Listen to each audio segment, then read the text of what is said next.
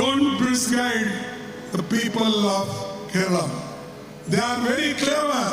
They are educated. Modi ji, Vijay, you both can fool people who are illiterate in Gujarat or in other place, but you can't fool Kerala people. दोस्तों, ये AI generated video नहीं है। हमारे ही देश की party Congress, उसके president Mallikarjun खड़गे का ये बयान एकदम रियल जेन्युइन है। आखिर खड़गे जी क्या कहना चाहते हैं? केरलम के लोगों की तारीफ में उन्होंने गुजरातियों का अपमान क्यों कर डाला?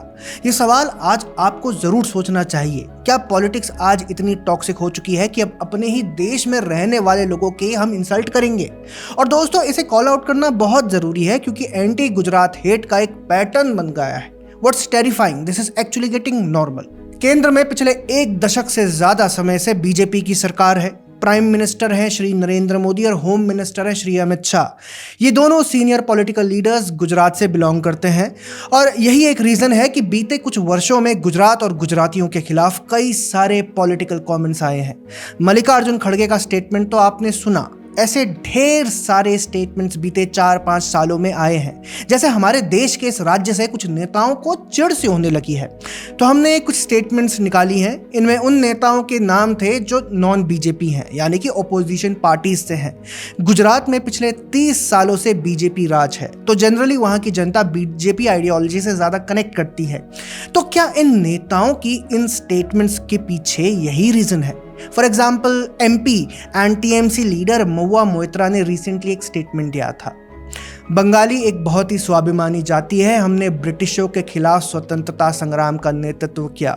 गुजराती कौन थे? काला पानी में जिन लोगों को मारा गया या कैद किया गया, उनमें 68% नाम बंगालियों के थे, उसके बाद पंजाबी थे। क्या आप मुझे एक भी गुजराती का नाम बता सकते हैं जो वहाँ था? इसमें कोई दो राय नहीं कि देश की फ्रीडम स्ट्रगल में बंगाल से कई महान लोगों का योगदान था, मगर उसके लिए महुआ जी को गुजराती कम्युनिटी को इंसल्ट नहीं करना चाहिए था। वैसे महुआ जी को इतना बेसिक नॉलेज भी नहीं है कि खुद महात्मा गांधी भी गुजराती थे। खैर, अपने कमेंट्स के लिए महुआ ने बाद में माफ़ी तो मांग ली थी, मगर सवाल तो उन पर हमेशा उठेंगे। दोस्तों, लिस्ट में खड़गे जी एक बार फिर आ गए हैं, बड़े नहीं, जूनियर वाले। पिछले साल कर्नाटक गवर्नमेंट में मिनिस्टर प्रियंक खड़गे ने कहा था सेमीकंडक्टर उद्योग असल में बेंगलुरु आना चाहते हैं, फिर भी वे असम और गुजरात क्यों जा रहे हैं? कर्नाटक के लिए होने वाले सभी निवेशों को केंद्र सरकार दबाव डालकर गुजरात भेज रही है। गुजरात में ऐसा क्या है? क्या वहाँ प्रतिभा है? असम में क्या है? क्या वहाँ प्रतिभा है? खड़गे गुजरात के साथ साथ असम के वर्कर्स को भी क्रिटिसाइज कर रहे हैं। क्या उनके मुताबिक इन राज्यों में टैलेंटेड इंडिविजुअल्स नहीं हैं? हाल ही में ये ट्रेंड भी काफ़ी चला है कि कई लीडर्स गुजरात में आ रहे इन्वेस्टमेंट पर सवाल उठाते हैं, जैसे कि प्रियंक खड़गे कर रहे थे। अरे, अब अगर कॉरपोरेशंस किसी राज्य में जा रहे हैं तो कुछ सोच समझ कर ही जा रहे होंगे। ऐसा तो नहीं है कि उन्हें फोर्सफुली ले जाया जा रहा होगा वहाँ। खैर, इस लिस्ट में अब नाम आता है LOP राहुल गांधी का। पिछले असम असेंबली इलेक्शंस में यानी 2021 में उन्होंने एक रैली में कहा था असम के चाय बागान के मजदूरों को 166 रुपए मिलते हैं, जबकि गुजरात के व्यापारी चाय बागानों को अपने हाथ में ले लेते हैं। हम 365 रुपए देंगे और पैसा गुजरात के व्यापारियों से लेंगे। It seems like Rahul Gandhi wanted to say कि सारे गुजराती ट्रेडर्स लालची हैं। हमारी सरकार आने दो, मैं उनसे पैसे लेकर तुम्हें दूंगा। क्या ये प्रॉब्लमैटिक स्टेटमेंट नहीं है? If you were disgusted by these statements of Rahul Gandhi and उनसे पहले जो महुआ और खड़गे ने दिए थे, फिर SP चीफ अखिलेश यादव की ये बात सुनो जो उन्होंने सेना के एक जवान की डेथ पर बोला था। सैनिकों के सिर काटे जा रहे हैं और इस पर कोई चर्चा नहीं है। मैंने कहा कि उत्तर प्रदेश, बिहार, मध्य प्रदेश और दक्षिण भारत से बहुत सारे सैनिक शहीद हुए हैं, लेकिन क्या गुजरात का कोई सैनिक शहीद हुआ है? क्या सेना के जवानों के बलिदान पर यह कहना उचित है? गुजरात के प्रति नफरत ऐसी है कि देश के सेना का अपमान से पहले इन्होंने विचार भी नहीं किया।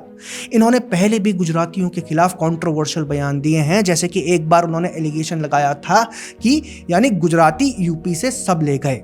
अखिलेश के इंडी अलायंस के पार्टनर्स भी ऐसे स्टेटमेंट्स दे चुके हैं। 2023 में RJD लीडर तेजस्वी यादव ने कहा था देश के वर्तमान हालात में केवल एक गुजराती ही ठग हो सकता है, क्योंकि उसकी ठगी को माफ कर दिया जाएगा।